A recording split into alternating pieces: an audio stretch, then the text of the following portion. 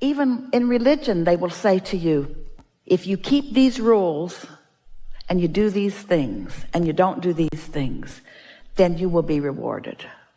And then logical people keep those rules and don't feel all that rewarded.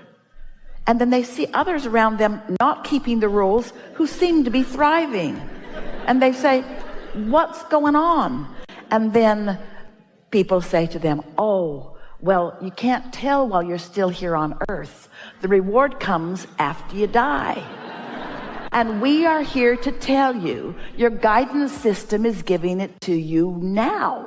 What's happening in non-physical is what's happening here. When you don't feel good, you've pinched yourself off from it. And there isn't a reward. Your rewards are happening here. It's what alignment is. It's the emotion that you feel in any moment is what you're reaching for, you see.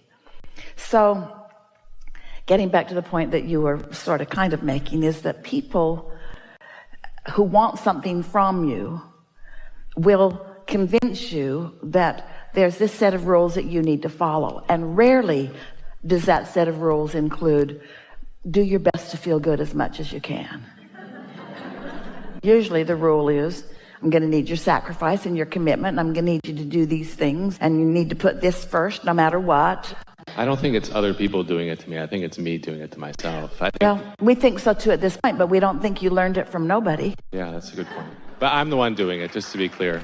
But it's such a wonderful thing when you now know that. If you just leave here with this one understanding.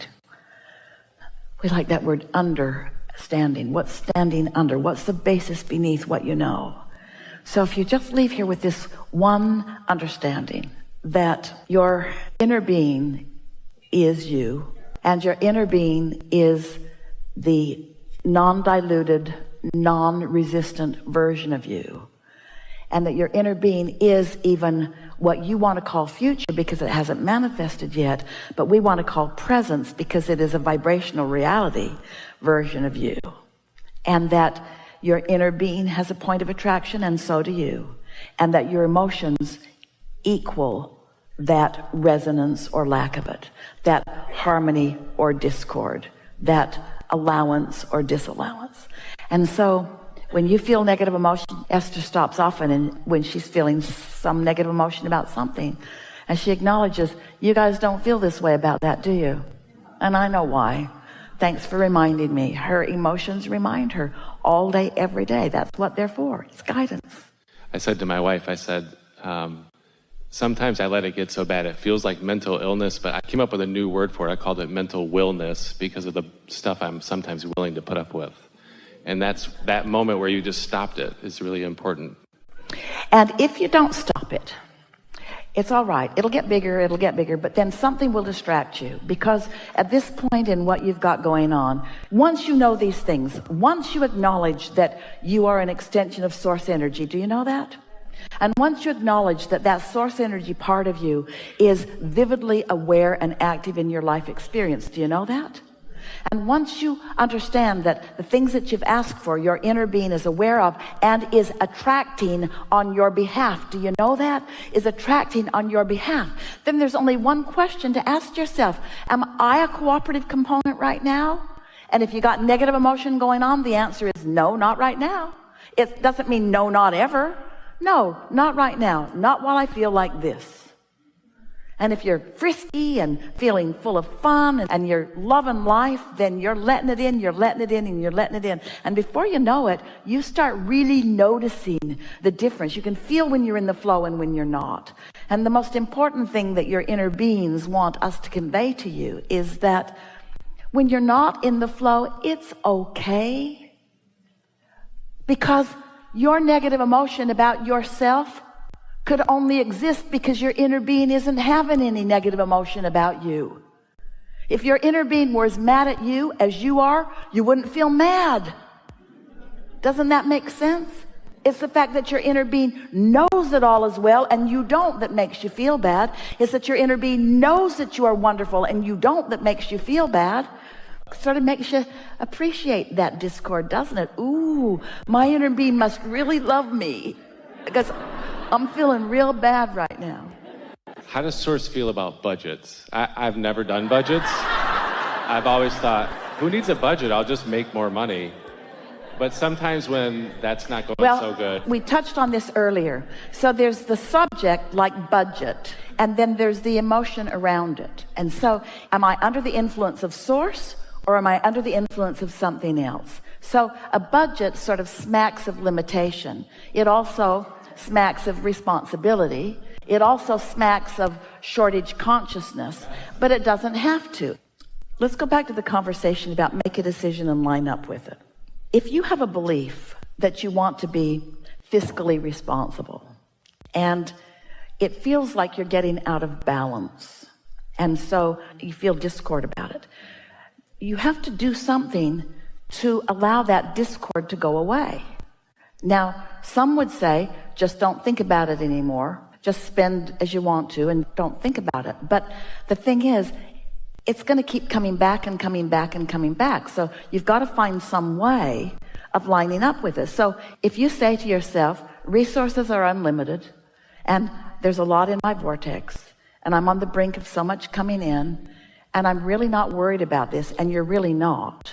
So it feels good to you to make this purchase or this decision about something, then you're in alignment, and that money will come. The money will follow your emotion. It will. But if you feel guarded and protective and worried about it, and so the rule of thumb that we would follow if we were standing in your physical shoes is, if you can bring yourself into vibrational alignment through thoughts, then do it. If you can't bring yourself into alignment through thoughts, then don't. It's usually better. Your budget is two things. Your budget is what you're letting in and what's flowing out. So there are two ways to balance your budget. Bring more in or let less flow out.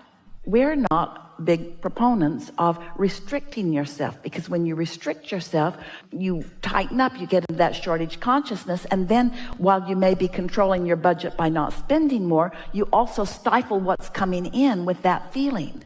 So we would rather you let it flow out, knowing that it's coming in, that you stifle what's coming in by letting nothing flow out. Does that How make much can you let flow out?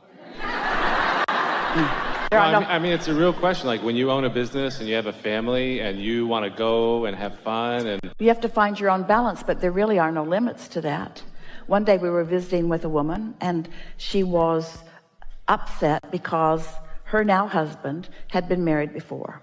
And so his income was going to two families, their current family and his previous family. And she complained every time he makes more money, she goes to the court and petitions for a larger share. And so it feels to him like he can never get ahead. What do you suggest?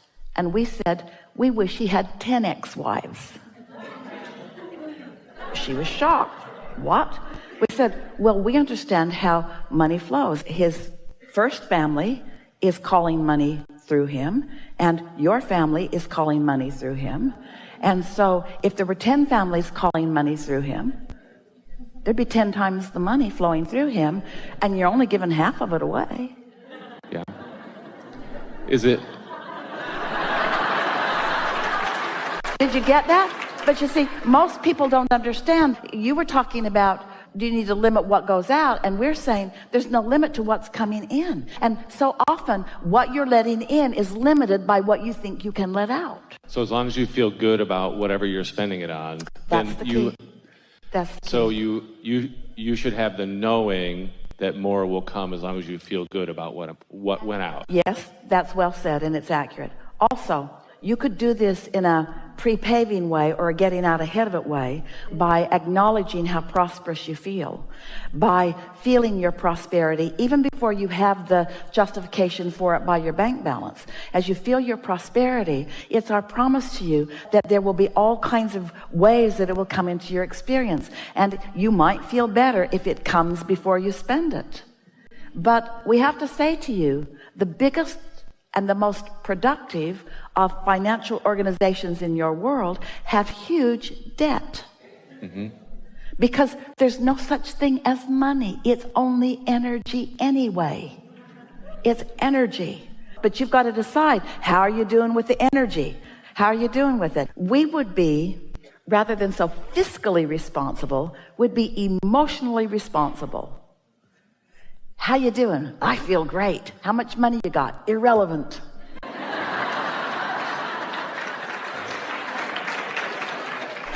It'll work out for you if you really hear this. It's energy, it's energy, it's energy, and it's boundless.